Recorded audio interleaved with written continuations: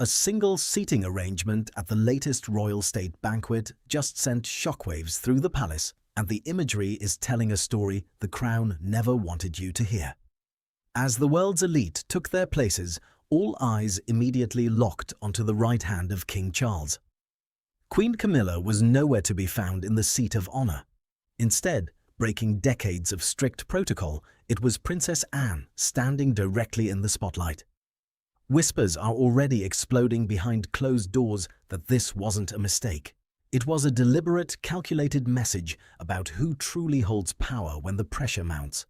And it leaves us with one haunting question the palace may never openly answer. In the high-stakes world of international diplomacy, a single misplaced chair can cause a historic scandal. State banquets are not just lavish dinners, they are clinical exercises in soft power. Every single placement is calculated down to the exact millimeter. The palace spent months mapping out the guest list, matching foreign dignitaries with specific senior royals to project total stability. Nothing happens by accident. So when the finalized floor plan began circulating among senior officials, it instantly set off alarms. Princess Anne was listed as the primary figure at the king's right hand. To the untrained eye, it looked like a simple family gathering. But senior staff immediately understood the gravity of the change. In traditional protocol, that specific seat represents the absolute peak of institutional influence. It is historically reserved for the Queen Consort or the immediate heir to the throne. By positioning the Princess Royal there, the crown broke a century of rigid tradition without offering a single word of explanation. Reports suggest the decision caused immediate friction among organizers tasked with managing the event's public image. In the days leading up to the dinner, the atmosphere among the planning staff grew tense. A shift this dramatic usually hints at a massive structural change.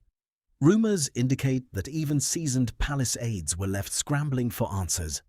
Everyone wanted to know if this was a temporary fix or a permanent new direction for the monarchy.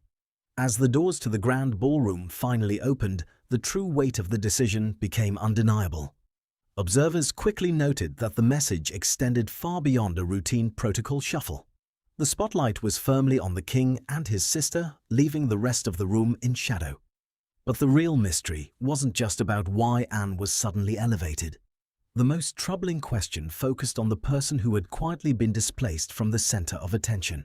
A queen consort being moved away from the king's side at a major state event is almost unheard of in modern royal history.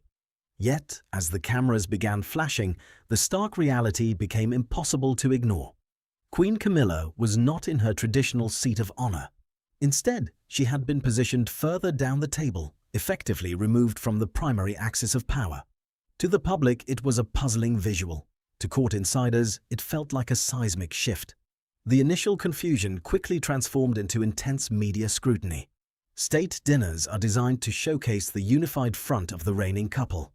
Breaking that visual harmony is a risk the palace rarely takes. Insiders say that camera crews and photographers were given strict last-minute instructions regarding their shooting angles. It is claimed there was a coordinated effort to avoid wide shots that highlighted the physical distance between the king and the queen. But the press caught on almost instantly. The deliberate separation raised immediate questions about what was happening away from the cameras. If the arrangement was purely logistical, why go to such lengths to manage the media's view?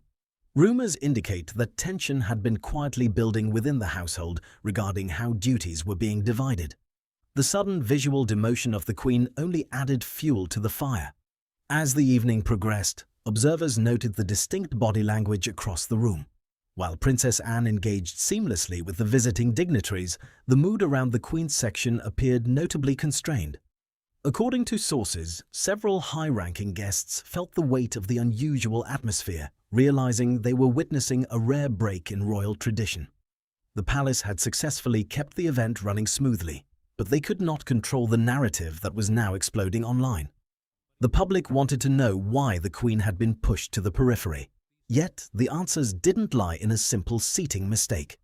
To understand the true motive behind this striking decision, one has to look at a private agreement made between the king and his sister years ago. King Charles made a private pact with his sister decades ago that is only now coming to light. This was not a sudden burst of sibling favoritism. It was a calculated strategy born from a lifetime of shared survival. For over 50 years, Charles and Anne have navigated the volatile cycles of public life side by side.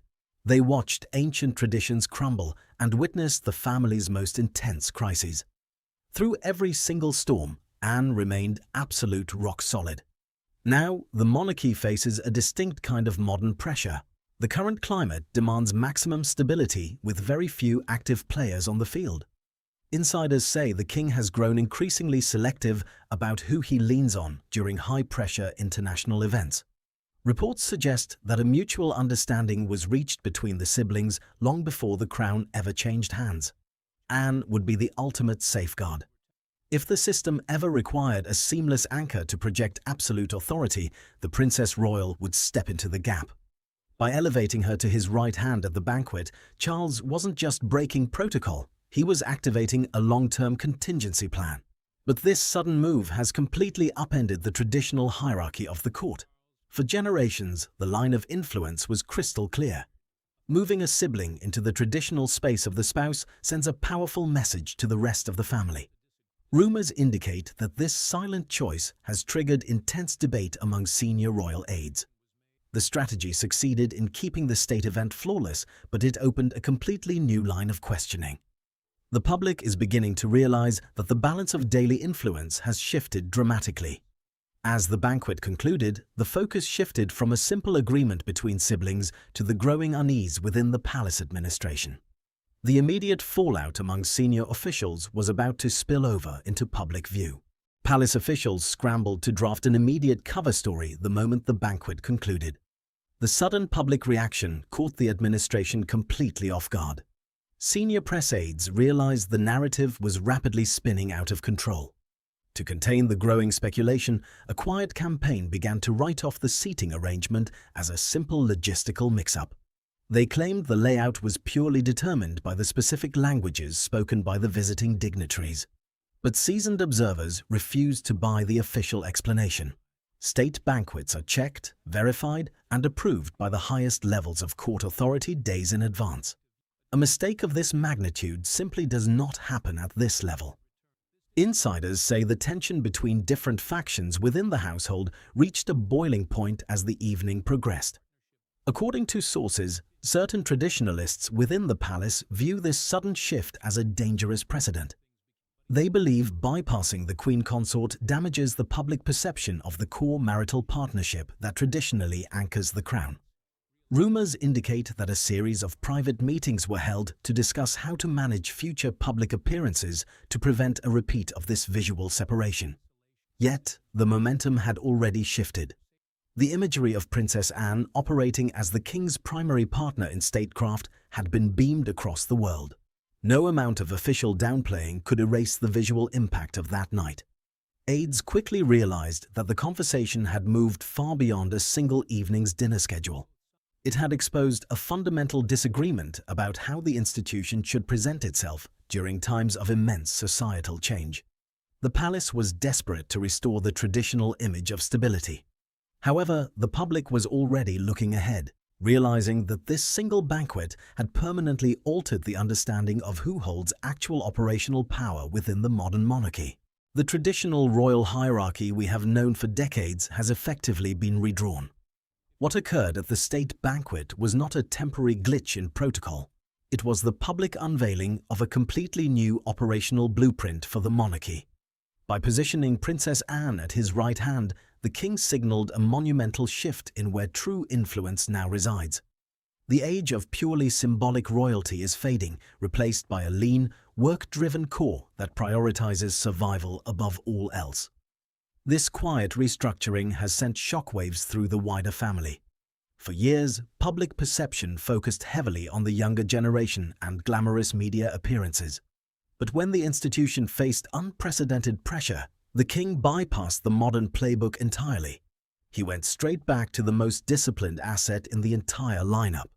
Reports suggest that this new arrangement is designed to become a recurring theme for future high-level diplomatic engagements. The crown needs to project absolute, unwavering authority to the international community. Rumors indicate that foreign governments have already adjusted their briefing materials to reflect Anne's elevated status. She is no longer seen simply as a supportive sibling, but as a central pillar of statecraft. This unexpected reality leaves the traditional structure in a highly vulnerable position. If a spouse can be systematically moved to the periphery during a major event, the foundational rules of royal imagery are permanently altered.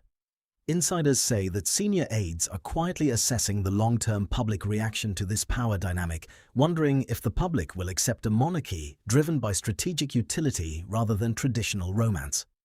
The immediate shock of the seating arrangement has settled into a profound realization. The balance of daily authority has moved and there is no turning back. But as the dust begins to settle on this historic shift, one final lingering question remains. It is a mystery that forces us to look past the glitz of the grand ballroom and directly into the uncertain future of the crown itself. The palace may try to downplay that single evening as a minor detail, but the visual reality has permanently altered the understanding of the modern crown. By elevating Princess Anne to his right hand, King Charles gave the world a rare, unfiltered glimpse into the actual machinery of the institution.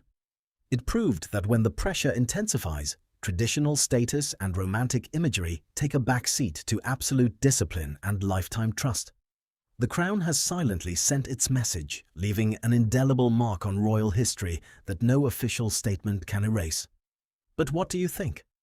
Was this unexpected seating arrangement simply a passing logistical choice, or does it reveal a permanent change in who holds real influence next to the king?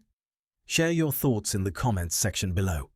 If you enjoyed this deep dive into the shifting dynamics of the palace, make sure to hit that like button, share this video, and subscribe to the channel so you never miss our latest updates.